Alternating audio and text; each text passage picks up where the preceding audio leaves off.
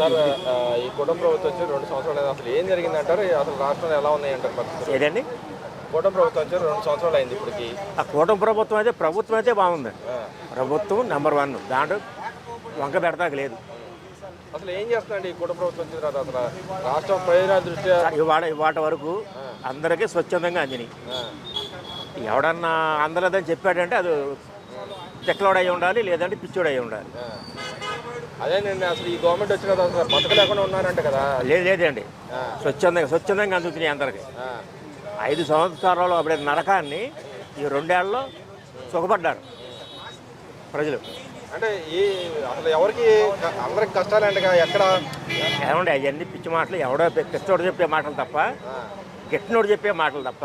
స్వచ్ఛందంగా వచ్చి చూడమానండి, వాడిని రోడ్డు మీదకి వచ్చి చూడమానండి.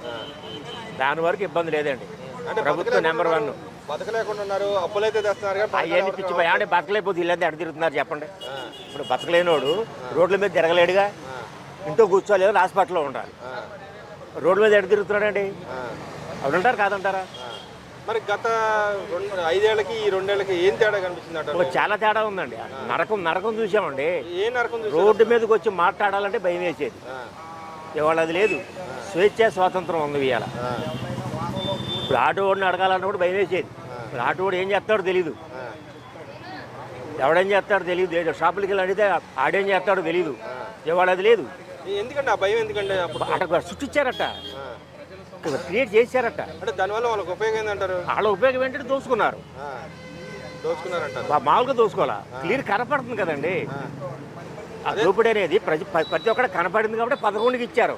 అదేనండి, నేను దోచుకోలేదు, ఈ గవర్నమెంట్ వచ్చిన దోచుకోకపోతే మరి 11 ఎందుకు వచ్చినాయండి? 157 వచ్చినోడు ఇంకో 2-3 పెరగాలి, అంటే లేదంటే 4 తగ్గాలి. అంటే ఈవీఎం ద్వారా ట్యాంపర్ చేసి ఈవీఎం ట్యాంపర్ అంటే ప్రతి ఒక్కడు చేస్తాడండి అక్కడ. మరి 150 నీకు వచ్చింది, అది కూడా ఈవీఎం ట్యాంపరేగా. నువ్వు గెలిచావంటే మరి అప్పుడు ఎందుకన్నా ఈవీఎం ట్యాంపర్ అని అంటే నువ్వు గెలిస్తే ఒక మాట, గెలపోతే ఒక మాట. అంటే దొంగోట్లు వేసుకొని గెలిచారంటే దొంగోట్లు వాళ్ళు వేసుకున్నారు, వీళ్ళేం వేయలేదు కదా. దొంగోట్లు తీరి కనపడ్డారు.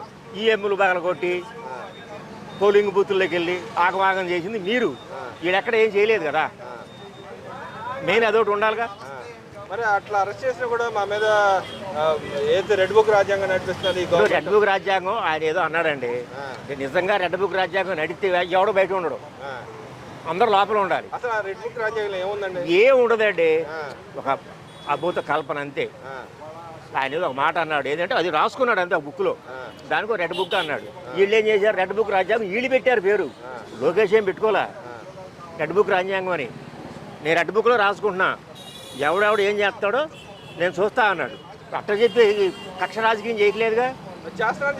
అభివృద్ధి 2 సంవత్సరాలు అయింది. ఎంతమంది లోపల ఉండాలి?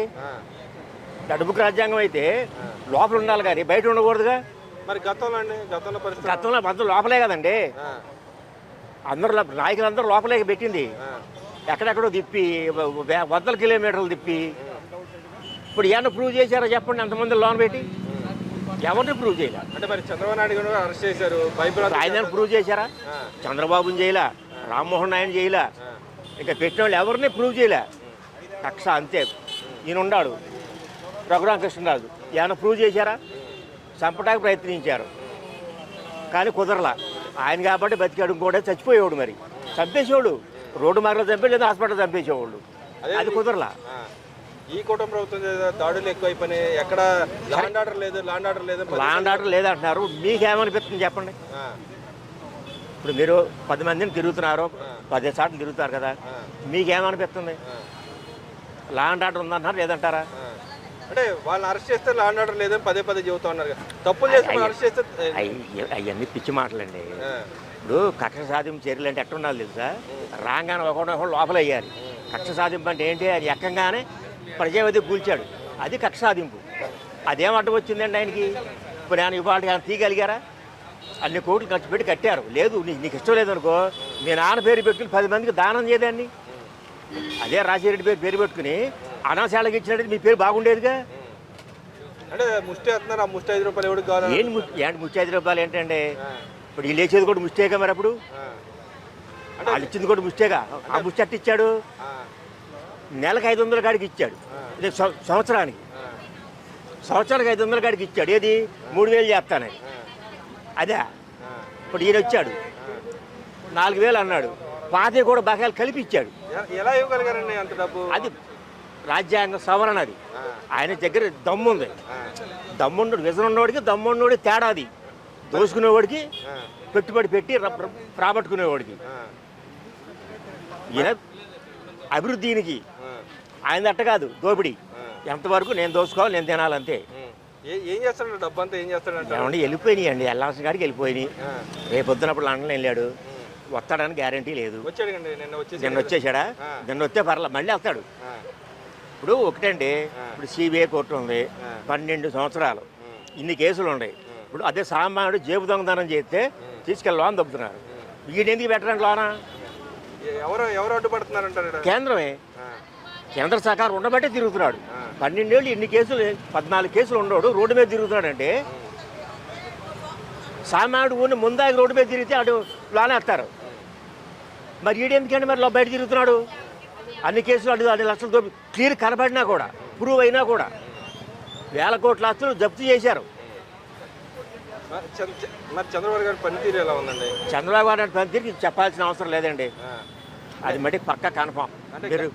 మీరు లైవ్ ఇస్తారు లేదు నాకైతే తెలీదు, నేను పక్కగా చెబుతున్నా. అంటే గతంలో ముసలోడు ఎక్కిరించాడు. మరి ఏమన్నా ఇప్పుడు ముసలోడు అంటున్నారు, ఇది అనకూడదు, బూతులు వస్తాయి నాకు. ఈ పిచ్చనా కొడుకు కొబ్బరికాయ కొడతాకి రాయి పైకి ఎత్తి కొట్టాడు. చంద్రబాబు నాయుడు గారు ఎక్కుతున్నాడు ఎక్కడికి ఎక్కినా. మరి ఆయనకి నీ తేడా ఎక్కడ ఉందండి? అసలు ఎవరి కోసం కష్టపడుతున్నాడండి ఆయన? ఆయన ప్రజల కోసం కష్టపడుతున్నాడు. మరి ఈయన ఏదో ఒకటి చెయ్యాలి, ప్రజలకి రాష్ట్రానికి ఏదో ఒకటి చెయ్యాలని తాపత్రయం. దేనికోసం తాపత్రయం? ఏమంటే ఒకడికి ఒక్కొక్క పిచ్చ ఉంటుంది. ఒకడు తాగే పిచ్చ ఉంటుంది, ఒకటి సిగరెట్ తాగే పిచ్చ ఉంటుంది, ఒకటి గంజాయి తాగే పిచ్చ ఉంటుంది. ఇవాళ గంజాయి లేదు. మరి 5 ఏళ్ళు ఎక్కడ పడితే అక్కడ గంజాయి దొరికింది. అది కూడా వీళ్ళే తయారు చేసి అమ్ముతున్నారంట. మీరు అమ్మితే మరి బయటపడాలి కదండి. నీ గవర్నమెంట్లో ఉపాధ్యాయుల్ని బారులు వయసుల ముందు కూర్చోబెట్టి ముందు అనిపించావు, పాఠాలు చెప్పే ఉపాధ్యాయుడిని. అదే సంక్షేమం అంటే. అంటే ఆయన చేసిన మేలు ఎంత ఉంది, ఈ గవర్నమెంట్ ఏం చేయట్లేదు? ఏమంటే ఆయన చెప్పుకుంటా కానీ వాడు చెప్పుకుంటా బాగుంటుంది తప్ప ఏముండదు. మరి ఇప్పుడు లోకేష్ గారు విద్యావ్యవస్థలో మార్పులు తీసుకొచ్చి నెంబర్ వచ్చిందిగా మార్పు. గవర్నమెంట్ స్కూల్లో ర్యాంకులు సాధించారు. ఇంతకుముందు లేదుగా నాడు నేడు తక్కువ తోడుకోరు అన్నారు. దానివల్ల ఉపయోగం ఏంటంటారు? ఉపయోగం చదువుతారు. ఈ స్కూల్ తగ్గిపోయి దానికి ఎక్కువ వెళ్తారు పిల్లలు. గవర్నమెంట్ స్కూల్ కూడా బ్రహ్మాండంగా చదువు చదువుతున్నారు. మేము దానికి వెళ్తాం, డబ్బులు కట్టే పని లేదు. ఎదురు డబ్బులు వాళ్ళకే వస్తున్నాయి. దానికోసం సంక్షేమం. అది విద్యా సంస్థలు ఉన్నాయి, వేలు దోసేసుకుంటున్నారు. దాన్ని ఎవడో అడగడు. కానీ ఈ ప్రభుత్వం కూడా అడగలేదు. ఎందుకని అడగలేదు అంటే అది తప్పదే కాదు. ఎందుకంటే వాళ్ళ ప్రాబ్లమ్స్ వాళ్ళకు ఉంటాయి. ఇక అన్నీ మనం ప్రశ్నించాలంటే చాలదు. అంటే ఇప్పుడు ఇలా స్కూల్ పిల్లలు తీసుకొచ్చి బహిరంగ ఊరేగించి సన్మానాలు చేయడానికి కారణం ఏంటంటారు? ఎమ్మెల్యేలు కూడా వాళ్ళకి తెలియాలి కాబట్టి, పిల్లలకు కూడా తెలియాలి. ఇప్పుడు మ్యాక్ డ్రిల్ అని పెట్టారు అసెంబ్లీలో. ఇంత మటుకు ఎవడన్నా చేయగలిగాడని ఏమండి? అసెంబ్లీ ఎట్లా నడుచుద్ది ఏంటి అనేది పిల్లలకు తెలిపారు. అసెంబ్లీ గేటుకు కూడా వెళ్తాక లేని ఇదిలో మ్యాక్ డ్రిల్ పెట్టి పిల్లలతో అసెంబ్లీ నడిపించారు. ఎంత హైలైట్ అండి అది, చెప్పండి మీరు. మరి ఈరోజు రాష్ట్రం మొత్తం పెట్టుబడులు వస్తున్నాయని చెప్పి చంద్రబాబు నాయుడు గారు నెంబర్ 1 పెట్టుబడులు. చంద్రబాబు నాయుడు కూడా అన్ని సంవత్సరాలు సీఎంగా చేసినా ఎంతవరకు హైదరాబాద్ అక్కడ పెట్టాడు. అదే ఇక్కడ పెట్టినట్టు కొంత డివైడ్ అయ్యేది కాదు మన రాష్ట్రం. మరి ఇప్పుడు రాష్ట్రంలో సరే ఇప్పుడు డివైడ్ అయిపోయింది దాని గురించి మనం మాట్లాడుకోవచ్చు. ఇవాళ పెట్టుబడి తీసుకొస్తున్నాడు. ఏ సీఎం చేయలేని పని వీళ్ళిద్దరు చేస్తున్నారు. అంటే ఎలా వస్తున్నాయండి? ఈయనకి ఎలా సాధ్యం అండి? సాధ్యం అంటే ఇప్పుడు చేసేవాడికి సాధ్యపడద్దండి.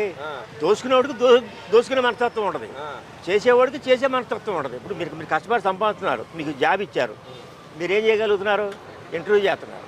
అదే ఆయన చేయమంటే చేస్తాడా? నన్ను చేయమంటే నేను చేస్తాను? చేయలేనుగా. ఆయన ఒక్కడికే సాధ్యం. అంటే ఆయన ఎందుకు నమ్ముతున్నారంటారు? నమ్మకం అంటే హైదరాబాద్ అభివృద్ధి చెందింది, ఆయన స్వార్థం కోసం ఏది చేసుకోడు, అది మెయిన్.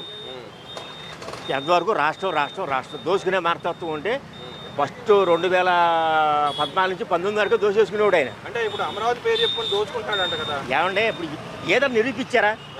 అమరావతి పేరు చెప్పి దోసుకుంటున్నాడు అంటున్నారు, కరెక్ట్ కాదంటలా నేను. ఏదో నోటు మాట ఏదో వాగాడు అనుకోండి, దానివల్ల ఉపయోగం ఏంటి? ఏదో నిరూపించగలిగారు. 1 సెంటు ఒక్క సెంటు చంద్రబాబు దోసుకున్నాడు అని నిరూపించగలిగారు ఎవడన్నా. అంటే ఈ రోజు ఆయన తీసుకుంది కూడా ఆయనకు అనుకూలంగా ఉన్న వాళ్ళకి అవన్నీ చేస్తున్నాడని చెప్పి అంటా ఉన్నారు. అవన్నీ పిచ్చి మాటలండి, అవన్నీ పిచ్చి మాటలు వద్దు అసలు, అవన్నీ వేస్ట్ మాటలు అయ్యి. మరి మంత్రులు ఎమ్మెల్యేలు పనితీరు ఎలా ఉందండి? అందరూ కొంతమంది ఉంటారండి, ఏది కొంచెం సమర్థత లేకపోగల, లేదంటే వాళ్ళకి అవకాశం లేక ఉంటారు, కానీ పనితీరు అంటే మరి బాగానే ఉంది. ఇక్కడ లోకల్ ఎమ్మెల్యే గారు పనితీరు ఏంటండి? Local Bode Prasad number 1. మరి ఇంకో పక్కన చూసుకుంటే ఇవాళ ఏదైతే మన నీటిపారుదల శాఖ మినిస్టర్ గారు వెళ్ళి ఏదైతే టన్నల్లో కూడా చెక్ చేస్తే టన్నల్లో నిజంగా 5 ఏళ్లలో టన్నల్లో లోన్ ఇరుక్కుపోయిన విషయం బయటికి తేలిపోయాడు. మరి ఈయన 12 గంటలు ఉన్నాడు. ఏమండి ఫోటో షూట్ కోసం వెళ్ళాడంటే? ఏమండి ఫోటో షూట్ కోసం 12 గంటలు ఎందుకండి? 5 నిమిషాలు చాలు కదా. యాక్షన్ చేయాలంటే అక్కడ యాక్షన్ చేస్తే ఏమండి యాక్షన్ 12 గంటలు చెయ్యాలా? 12 గంటలు యాక్షన్ అవసరం లేదు అంటే వాళ్ళు సినిమా తీస్తున్నారు, కోట్లు ఖర్చు పెట్టి తీస్తున్నారు, అదంతా రియలా? అదే చేయొచ్చు వీళ్ళు, అట్లాంటి ఏం చేయట్లేదుగా. ఆయన కష్టపడుతున్నాడు, మిమ్మల్ని రమ్మని కష్టపడుతున్నాడు. కష్టం దేనికంటాడు? దేనికంటే ఏమంటే ఇప్పుడు మీకు ఇంటర్వ్యూ చేయాలనిపించింది, ఇంతసేపు డిస్కషన్ అవసరం లేదు, 2 ముక్కలు మాట్లాడి వెళ్ళిపోరా అని వచ్చు మీరు. ఇంత డిస్కషన్ అవసరం లేదు. ఇప్పుడు వాళ్ళు అంతే, వాళ్ళు ఏంటంటే జనం కోసం పాకులాడుతున్నారు, వాళ్ళే దోసుకుంటాక పాకులాడారు. అంటే అక్కడ ఏదైతే టన్నర్లు గతంలోనే వైఎస్ జగన్మోహన్ రెడ్డి గారు ఇనాగ్రేట్ చేసి ఓపెన్ చేశారు, ఓపెన్ చేశాడు, లోన్కి వెళ్ళింది, సగంలో ఆగిపోయింది, అది బయటికి తీలేపోయాడుగా. అంటే అసలు ఓపెన్ అయిపోయిందని చెప్పారు. ఏంటంటే ప్యాడ్ ఓపెన్ అయింది, ఇవాళ చూశారు ఓపెన్ అయితే మరి లోన్కి ఎందుకు వెళ్ళాడు అండి? 12 గంటలు ఎందుకు ఉన్నాడు వాళ్ళు చెవటలు పట్టుకుంటా? చెప్పండి, చూశారుగా మీరు. మరి ఓవరాల్గా రాష్ట్రానికి ఇన్ని పెట్టుబడులు రావడానికి ప్రధాన కారణం ఏంటంటారు? ఇక్కడ విజయవాడ ఏం డెవలప్ చేయట్లేదు, ఓన్లీ వైజాగ్ డెవలప్ చేస్తాం ఏం చెప్పినట్టుగా అక్కడ డెవలప్ చేస్తాం, ఇంకెక్కడ డెవలప్మెంట్ కావట్లేదు వాళ్ళు పదే చూస్తున్నారు. అవన్నీ ఏంటంటేనండి జనాల్ని సైట్ ట్రాక్ పట్టేటని చెప్పే మాటలు అంతే తప్ప అభివృద్ధి చేయట్లేదు నేను మాట్లాడకూడదు అసలు. వాళ్ళకి ఇది లేదు వాళ్ళకి. మరి రేపు పొద్దున ఆయన పాదయాత్ర రాబోతున్నా రమ్మని ఏమైంది? వాళ్ళు పోయినసారి వచ్చాడు, ముద్దులు పెట్టాడు, సీఎం అయ్యాడు, గోళ్ళ కట్టాడు, తెరలు కట్టాడు, చెట్లు నరికారు, అయినా నరికేశారు. అది అంత అవసరమా? మరి నీ దగ్గర దమ్మున్నప్పుడు పట్టాలు కట్టాల్సిన పని ఏంటి, చెట్లు నరకాల్సిన పని ఏంటి, 4 కిలోమీటర్లు హెలికాప్టర్ అవసరం ఏంటి? మరి వీళ్ళు వెళ్తలేదు. మరి రేపు వస్తే మామూలుగానే తిరుగుతున్నారుగా, రేపు వస్తే ఏముంటుంది ఆడి బొంద? ఆడి బాడి ముందు ఆడికి గెలవాలిగా. గెలిస్తే ఏం జరిగింది? అసలు లేదండి, గెలిస్తే రాసిమేక, గెలిస్తే జనాలు వదిలి పక్క రాష్ట్రాలకు వెళ్ళిపోవడం అని అనుకుంటే. నాకు 2 ఎకరాలు ఉందనుకోండి, వచ్చిన కాడికి అమ్ముకుని నేను పక్క రాష్ట్రానికి వెళ్ళిపోవడం. అదేనండి, ఇక్కడ అందరూ బాగుపడుతున్న పేద ప్రజలందరూ వాడొస్తే నాకు 2 ఎకరాలు ఉంది అంటే వస్తాడంటారు, నిజంగా రాడంట. అసలు రాడు, వస్తే కనుక జరిగేది ఇది. వాడు ఎప్పుడైతే గెలిచాడన్నారో ఎంతో కొంత అమ్ముకుని వెళ్ళిపోవడం. ఎందుకంటే వాడు మన ప్రభుత్వం స్థాపించి ఉన్నాడు అనుకోండి, ఆ రేటు కూడా రాదు. ఇప్పుడు 100 రూపాయలు ఉన్నది 5కి అడుగుతాడు. అదేనండి, మీ ఏరియా ఈ రోడ్డు మావిగాని కింద అనౌన్స్ చేశాడు. ఏంటంటే పాడి మావిగాని ఏడ పెచ్చోడు చేసి మాట్లాడండి. మావిగాని ఏంటండి, మామిడికాయలు, వంకాయలు, పులక్కాయలు ఏంటండి ఇది? అదే అదే మావిగాని మరి అప్పుడే ఆడవచ్చుగా. 3 రాజ్యాలు అన్నాడు, ఫెయిల్ అయింది. కోర్టుకు వెళ్ళాడు, ఫెయిల్ అయింది. వాళ్ళు చెప్పు దెబ్బలు కొట్టారు, అప్పుడే మావిగాని అని చెప్పొచ్చుగా. ఇవాళ మావిగాని ఏంటి? ఏం లేదండి, జనాల్లో ఏదోటి కనపడాలి. కనపడితే గెలుస్తారండి. ఏడు గెలిచేది వంక అక్కడ ఏంటంటే గెలిచేది అని ఏముంది అక్కడ గెలవటానికి? ఇప్పుడు విషయం ఉండాలి. విషయం లేదు, సబ్జెక్ట్ లేదు అక్కడ. మెయిన్ అసలు అక్కడ పరిపాలన విధానమే రాదంటారా? అసలు లేదండి, అది వేస్ట్ అండి. ఆయన ఎంతవరకు దోసుకుంటాకైతే నెంబర్ 1. అంటే తండ్రి లాగా చేయలేకపోయాడు అంటారా? కనీసం ఆయన పరువు తీసాడు, ఒక రకంగా పరువు తీసాడు, తండ్రి పరువు తీసేసాడు. మరి చెల్లి పరిస్థితి అంటారు? చెల్లి పరిస్థితి అంతేనండి. అదేదో ఫస్ట్ ఆడవాలి చెల్లి కూడా. 5 ఏళ్ళ తర్వాత వచ్చి నేనేదో మన ఇటు చేశాడు తక్కువ అని నీకు డబ్బులు ఇస్తే మీ అన్న మంచోడే, ఇవ్వలేదు కాబట్టి బయటకు వచ్చావు. అమ్మాయినా అంతే, మా అబ్బాయిని ఒకసారిలో ఉన్నది, సంవత్సరంలో బయటపడింది. మరి అప్పుడు ఎందుకు బయటికి రాలా? అప్పుడే చెప్పొచ్చుగా జనాలకి మా అబ్బాయి మంచోడు కాదు. 5 ఏళ్ళు నోరు మూసుకొచ్చి ఇవాళ బయటకు వచ్చి. మరి గొడ్డల పార్టీ కాదు, అది గొడ్డల పార్టీ అనండి, నరుగుడు పార్టీ మొఖం అంటే దాంట్లో. రేపొచ్చి ఎంతకంటే మరి ఘోరంగా నరుగుతారు. సినిమాలో చూపిస్తారు చూడండి, అదేదో గాయం సినిమా ఒకటి ఉంది జగపతి బాబు, సేమ్ అదే రిపీట్ అవుతుంది. రేపొచ్చే జగన్ వస్తే రేపొద్దున గాయం సినిమా రిపీట్ అవుతుంది అంతే. గాయం 2, 3 ఇదే 2.0 ఏది అంటున్నారు చూసారా, అదే రిపీట్ అవుతుంది. అది ముందే చెప్పారు కదండి, మా ఓటైతే మేము నరుగుడని చెప్తున్నారు. వాళ్ళు డైరెక్ట్గా చెప్పారు, ఇండైరెక్ట్గా కాదు, డైరెక్ట్గా చెప్పారు మేము వస్తే నరుగుడేనని. ఇక అంటే అభివృద్ధి సంక్షేమం ఏం ఉండదు. ఇక మీకు 4,000 ఇస్తారండి, నాకు 5,000 ఇస్తారు. కుంటోడు గుడ్డోడు అయ్యి ఉంటే